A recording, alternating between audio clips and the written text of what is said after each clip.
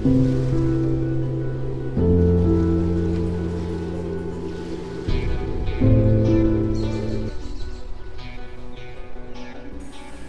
ये पूजा कहाँ रह गई? अब तक तो आ जाना चाहिए था।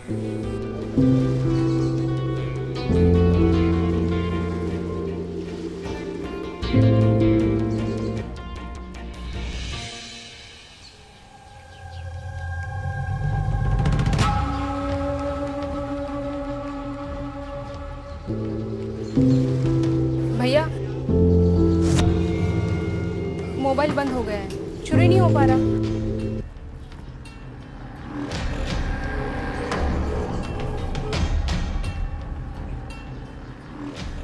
ये सिम लेकर जाओ, मोबाइल छोड़ दो यहीं पर, कल आ जाना।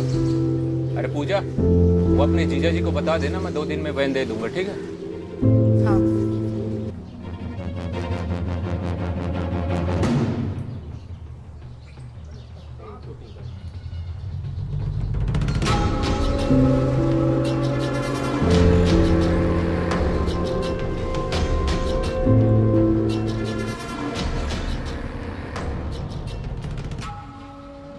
मेरे को सब पता है तेरा बाहर क्या चक्कर चल रहा है, समझी?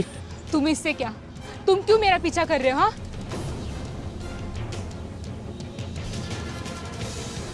बताऊं तेरे को? हाँ, हाथ छोड़ो मेरा।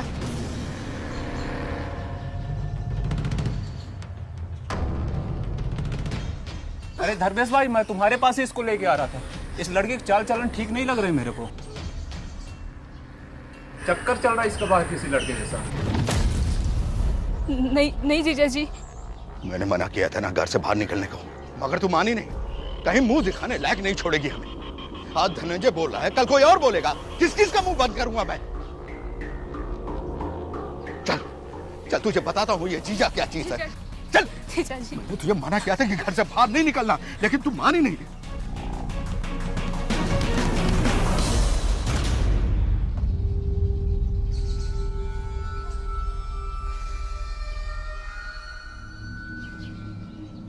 क्या चाहिए आपको? मैं वो कंप्लेन लिखाने आई थी मेरी बहन के बारे में। चलिए अंदर चलिए। आने वाले समारोह में मंत्री जी की जो भी सिक्योरिटी की व्यवस्था है उसकी बंदोबस्त अच्छे से करो। सर, इन्हें रिपोर्ट लिखवानी है। बैठिए, कहिए।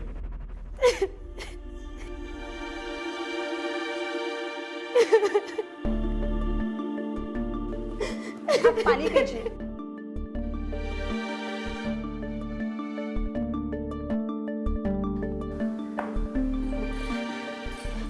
मेरी बहन कल शाम से ही घर पर नहीं आई है। मुझे बहुत डर लग रहा है, पता नहीं कहाँ होगी वो। आप शांत हो जाइए और ठीक से बताइए। सर, मुझे कुछ नहीं पता। मैं तो कल शाम को सब्जी लेने के लिए मार्केट गई थी। मेरे पति पीकर सो रहे थे। जब मैं वापस आई तो पूजा नहीं थी घर पर।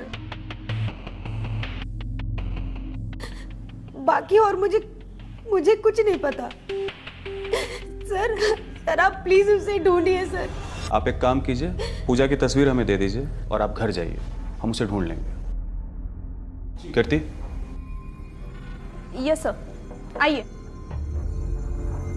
आप मुझे पूजा की फोटो दीजिए। लड़की को गुमशुदा हुए 24 घंटे भी नहीं हुए हैं। लड़की जवान थी और केस सेंसिटिव है, इसलिए पूछताछ तुरंत शुरू कर दो। Sir,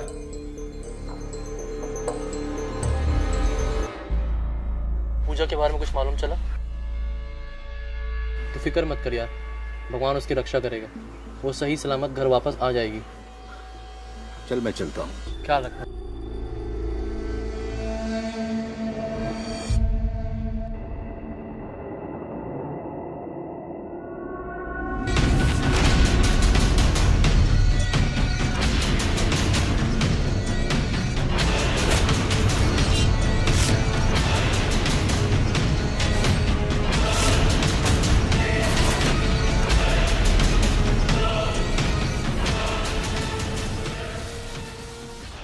hello.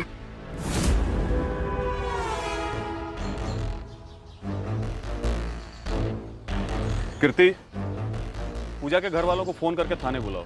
शायद ये लाश पूजा की हो सकती है। Yes sir. हाँ, आपने क्या देखा? सर मैं यहाँ से जा रहा था तो झाड़ियों में मुझे कुछ दिखाई दिया। ओके। पास जाकर देखा तो हाथ कटा हुआ था और बाकी सब जला हुआ था। बस यही देखकर तो मैंने आपको फोन किया।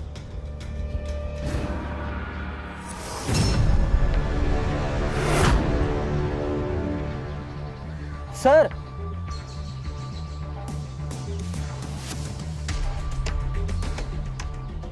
Cigarette sir. सिंह एक काम करो, ऐश को लैब टेस्ट के लिए भेजो और सिगरेट को दे दो फिंगरप्रिंट के लिए।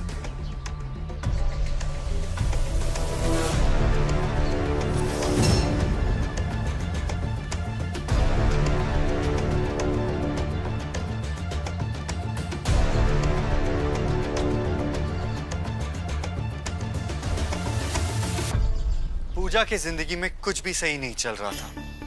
उसका जीजा उसे मारता था, फिर भी पूजा हर्षित के साथ अपनी जिंदगी बिताने के सपने देख रही थी। शायद वो सपने पूरे भी हो जाते, पर उससे पहले ही उसका खून हो गया।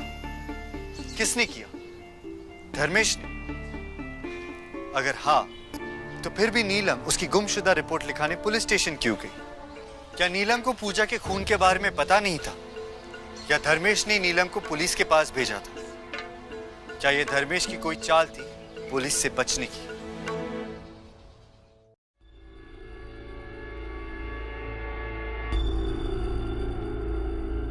ये तो पूजा का है।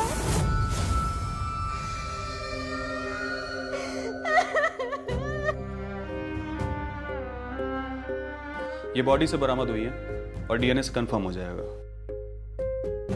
बॉडी पूरी तरीके से जल गई है। आप मुझे पूजा के बारे में कुछ बता सकती हैं?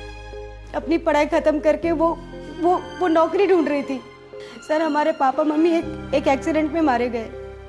उसके बाद से मैंने ही संभाला था उसे, और इस बात को कुछ 4 साल हो गए।